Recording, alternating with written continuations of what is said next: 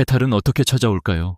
인간은 누구나 고통에서 벗어나고 싶어 합니다. 삶을 살아오며 수많은 고통을 체험하고 삶 자체가 고통으로 느껴질 때면 인간은 그 고통에서 벗어나기를 바랍니다. 그리고 그 바람의 성취를 해탈과 열반이라고 부릅니다. 해탈과 열반은 불교의 용어로 모든 번뇌와 고통에서 한순간에 벗어나 영원한 평온에 드는 것이며, 또한 윤회를 벗어나 계속 이어지는 인간으로서의 삶이 끝나는 것이라고 합니다. 그리고 다른 종교나 문화권에도 비슷한 개념이 있습니다. 기독교와 같은 서양의 종교에서는 이것을 하느님의 나라에 드는 것으로 표현하기도 하며, 또 다른 곳에서는 신과 하나 된다고 표현하기도 합니다. 표현 방식은 서로 다르지만 인간 삶의 번뇌와 고통에서 벗어나 영원한 평온에 이른다는 핵심은 같습니다. 이처럼 해탈과 열반은 인간이 오랜 시간 품어온 하나의 바람입니다. 그래서 많은 사람들이 그것에 이르기 위해 수행을 해왔습니다. 호흡을 조절하고 자세를 유지하고 감각을 통제하고 때로는 고행을 선택하기도 합니다. 하지만 그 실체를 명확히 알지 못하기에 오늘날에는 신화적인 개념처럼 여겨지기도 합니다. 그런데 이 해탈과 열반은 실제 하는 체험입니다. 하지만 우리가 생각하듯 육체를 통해 얻는 어떤 상태는 아닙니다. 먼저 해탈과 열반의 의미를 다시 보겠습니다. 해탈과 열반은 모든 번뇌와 고통에서 한순간에 벗어나는 것이라고 했습니다. 그런데 번뇌와 고통은 이 세상 그 자체입니다.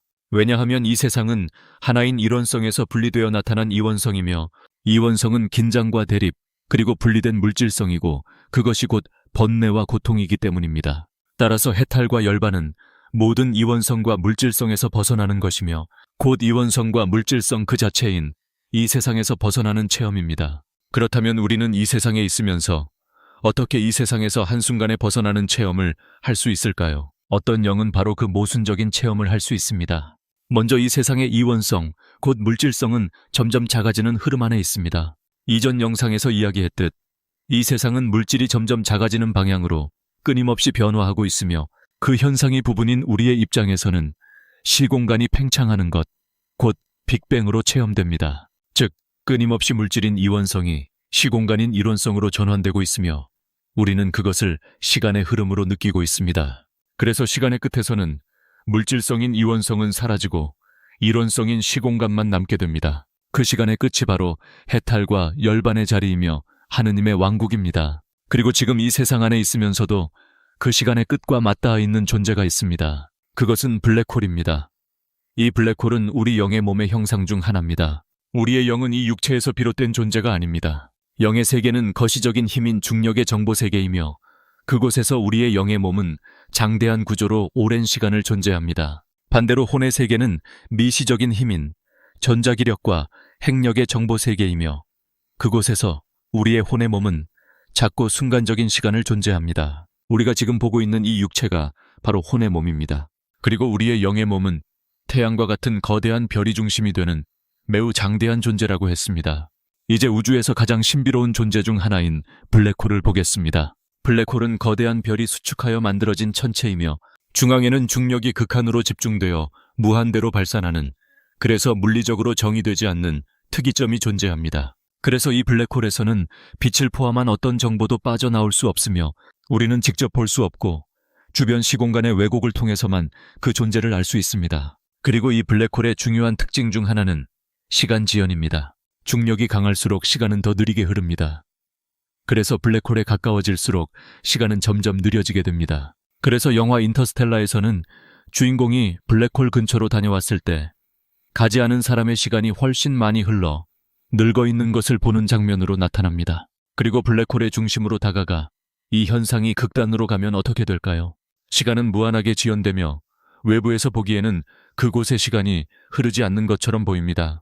그리고 시간이 극단적으로 지연되는 상태는 외부 세상의 시간이 무한히 빨리 흘러 시간의 끝과 맞닿는 상태와 같습니다. 즉, 블랙홀의 특이점은 이 세상 속에서 시간의 끝과 연결된 지점입니다. 이원성의 이 세상 안에 있으면서 동시에 이 세상을 벗어나 있는 지점입니다. 곧 해탈과 열반의 지점입니다. 그래서 블랙홀은 이 세상에서 이 세상을 벗어나는 체험을 하는 구조이자 체험입니다. 별을 중심으로 하는 우리의 영의 몸은 블랙홀이 되는 체험을 하기도 합니다. 그것은 이원성의 이 세상에 있으면서 동시에 이 세상을 벗어나 이론성만이 존재하는 시간의 끝에 있는 체험입니다. 곧 해탈과 열반의 자리이자 하느님의 왕국으로 가는 체험입니다. 그것이 우리 영의 중심이자 몸이 블랙홀이 될 때 하게 되는 체험입니다. 그래서 해탈과 열반의 체험은 우리의 혼의 몸인 육체와 사실관계가 없습니다. 우리는 육체를 통해 해탈과 열반에 이르지 않습니다. 비슷한 이유로 혼의 육체를 가졌지만 거기에 국한되고 온전한 영에 연결되지 않은 존재인 동물은 해탈과 열반을 생각하거나 체험하지 않습니다. 해탈과 열반은 영의 체험이지 혼의 몸인 육체와는 관계가 없기 때문입니다. 그리고 블랙홀이 중심이 된 영은 더 이상 혼과 연결되지 않습니다. 즉 그 영은 더 이상 인간이 되어 영과 혼이 연결되는 체험을 하지 않습니다. 그 영에 공명할 수 있는 혼의 몸인 육체가 더 이상 형성될 수 없기 때문입니다. 그래서 우리는 해탈과 열반 이후에는 더 이상 윤회가 없다고 말합니다. 이 블랙홀의 체험은 우리의 영이 할 수 있는 가장 장대한 체험 중 하나입니다. 해탈과 열반, 곧 하느님의 왕국에 들어가는 것이 인간의 마지막 바람처럼 느껴지는 이유입니다.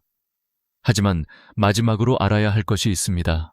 블랙홀의 체험, 곧 열반의 체험도 단지 하나의 체험일 뿐입니다.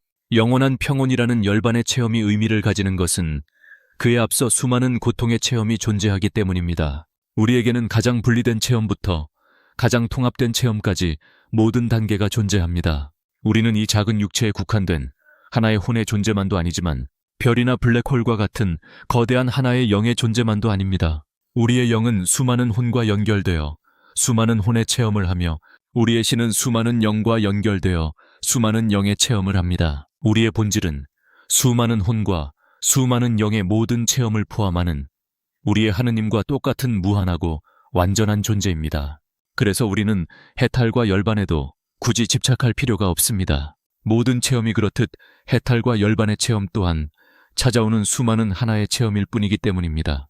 우리는 수많은 혼과 수많은 영, 그 모든 체험을 포함하는 신의 존재입니다. 그래서 진정한 우리는 해탈을 향해 가는 존재가 아니라 이미 모든 체험을 포함하고 있는 존재입니다. 하느님의 관점에서는 어른의 체험이 아이의 체험보다 더 크다고 해서 더 중요하지 않고 더 진화된 체험이 덜 진화된 체험보다 더 높다고 해서 더 중요하지 않으며 평온의 체험이 고통의 체험보다 더 중요하지 않습니다. 그 모든 체험이 상대적이며 상호 보완적입니다. 그래서 해탈은 목표가 아니라 하나의 구조입니다. 우리는 이제 그 전체를 알 때입니다.